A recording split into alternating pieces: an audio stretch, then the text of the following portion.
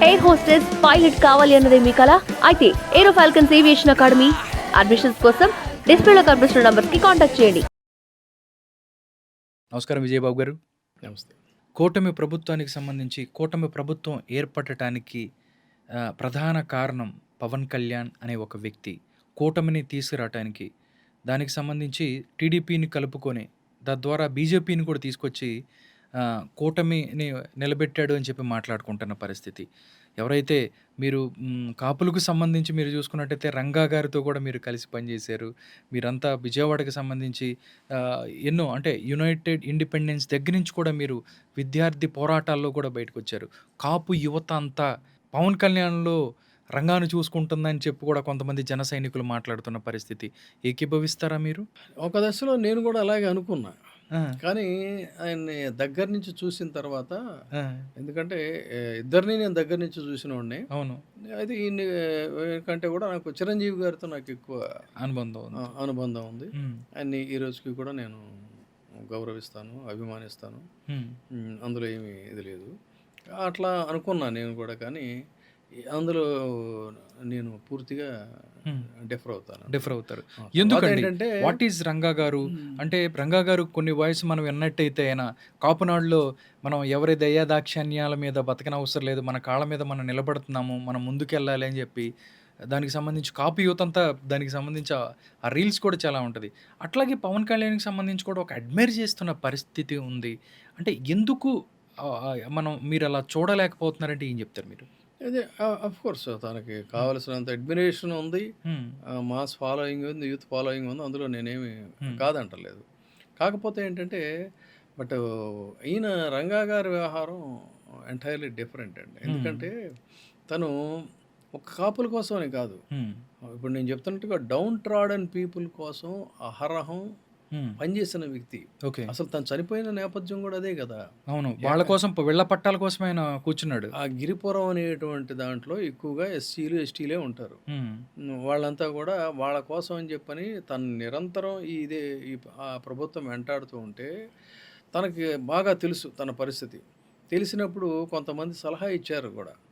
ఇప్పుడు పరిస్థితులు బాగోలేదు. ఏదన్నా బెంగుళూరు గానీ, ఎక్కడికైనా వెళ్ళిపోయి కొంతకాలం హైదరాబాద్ గానీ వెళ్ళిపోయి ఉంటే మంచిదని. బట్ స్టిల్ అయినా సరే వెళ్ళి వాళ్ళ కోసం ఆందోళన చేస్తా, అక్కడ రోడ్డు మీద కూర్చొని ధర్నా చేస్తా, ఆ తర్వాత ఆ కార్యక్రమాన్ని నిరాహార దీక్షకి షిఫ్ట్ అయిన పరిస్థితి. అంతే తప్ప తను నిరంతరం కూడా అణగారిన వర్గాల కోసం, నేను కాపులనే పేరుని మెన్షన్ చేయను, హ్మ్. అణగారిన వర్గాల కోసమే పనిచేశాడు. అణగారిన వర్గాలు కూడా ఆయన వెంట ఒక కాపులు మాత్రమే లేరు. అణగారిన వర్గాలు కూడా ర్యాలీ అయ్యాయి.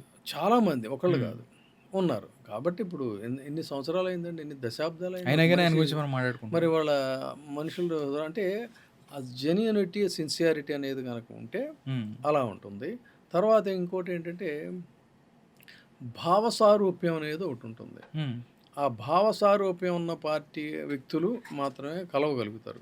సైన్స్‌లో కూడా ఇది నేను చెప్పేది సోషల్ ఆస్పెక్ట్‌లో. హ్మ్. బట్ సైన్స్‌లో కూడా ఏంటంటే సజాతి రాసులు ఆకర్షించుకొనును, విజాతి రాసులు వికర్షించుకొనును వికర్షించుకుంటాయి. అనేది సైన్స్ సూత్రం కూడా. సో, ఆ కైండ్ ఆఫ్ కాంబినేషన్స్ అనేవి ఉంటేనే కరెక్టు.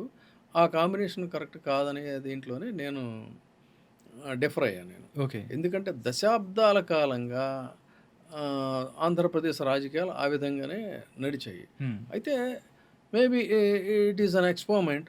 సో, ఇప్పుడు ఒక ప్రయోగం చేశారు. జనం కూడా ఆదరించారు. హ్మ్. ఆదరించిన తర్వాత how the Jana Sainiks are quite comfortable with the కూటమి అనేది వాళ్ళని అడిగితే వాళ్ళే చెప్తారు. మనం అంటే మీ మీ అభిప్రాయం లేరంటారా? ఉంటే మంచిదే. ఉన్నారేమో మరి వాళ్ళు.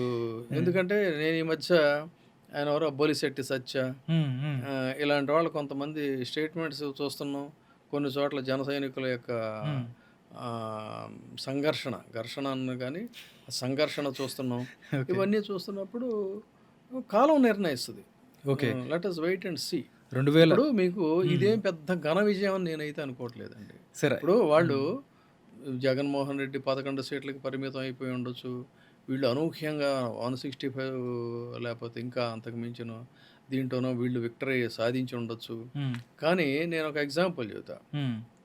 అసలు తిరుగులేనటువంటి బలమైన శక్తిగా ఉన్న కాంగ్రెస్ పార్టీని హ్మ్. జనతా అనేటువంటి ఒక జనతా పార్టీ. పార్టీ హ్మ్. జయప్రకాష్ నారాయణ గారి సంపూర్ణ విప్లవం అనేటువంటి ఒక నినాదంతో హ్మ్. ఆల్ పార్టీస్ అన్నీ కూడా ఏకమై భారతదేశంలో తిరుగులేని కాంగ్రెస్ పార్టీని మట్టి కరిపించాయి. అత్యద్భుతమైనటువంటి ఘన విజయాన్ని సాధించింది. ఆ సాధించిన తర్వాత ఏమైంది ఆ కూటమి? జనతా పార్టీ తర్వాత కనుమరుగైపోయిందంటారా? ముక్క చెక్కలైపోయింది. హ్మ్. ముక్క చెక్కలైపోయింది. ఏ ఇందిరాగాంధీనైతే జనం చీకొట్టారో, ఈసడించుకున్నారో, తిరిగి ఆమెకే మళ్ళీ అనూహ్యమైన రీతిలో పట్టం కట్టారు. అందులో ముందడుగు వేసిన రాష్ట్రం ఏదంటే ఆంధ్రప్రదేశ్, తర్వాత కర్ణాటక. హ్మ్. అత్యద్భుతమైనటువంటి ఘన విజయాన్ని సాధించింది. ఓకే. ఇందిరాగాంధీని ఆ ఎమర్జెన్సీ అనేటువంటి దాన్ని పక్కన పెడితే, మిగతా ఆస్పెక్ట్స్‌లో రీసెంట్‌గా పాకిస్తాన్‌తో జరిగిన యుద్ధంలో కూడా ఇందిరని ఆహా! ఓహో! అని చెప్పని జనాలు జేజేలు కొట్టారు. సో, అట్లా ప్రతి మనిషిలో కొన్ని బలహీనతలు ఉంటాయి. కొంత బలం ఉంటుంది. హ్మ్. బేసింగ్‌గా దట్టు ఈ కొన్ని పోలరైజేషన్స్ ఉంటాయి. ఓకే. అలాంటి పోలరైజేషన్ ఆంధ్రప్రదేశ్‌లో జరిగింది. మేబీ సర్టన్లీ దానికి పవన్ కళ్యాణ్ కొంత ఇనిషియేషన్ తీసుకోవటం, ఆ తర్వాత కాంబినేషన్స్, ఆ తర్వాత ఏంటంటే ఇన్సైడ్ జరిగిన వాటిల్లో ఈయన జగన్మోహన్ రెడ్డి గారు రిలక్టెంట్‌గా ఉండటం మేబీ. ఓకే. తర్వాత ప్రాక్టికాలిటీకి కొంత దూరంగా ఉండి ఆయన వ్యవహరించటం. ఇవన్నీ కూడా వాళ్ళకి ఒక కలిసొచ్చింది.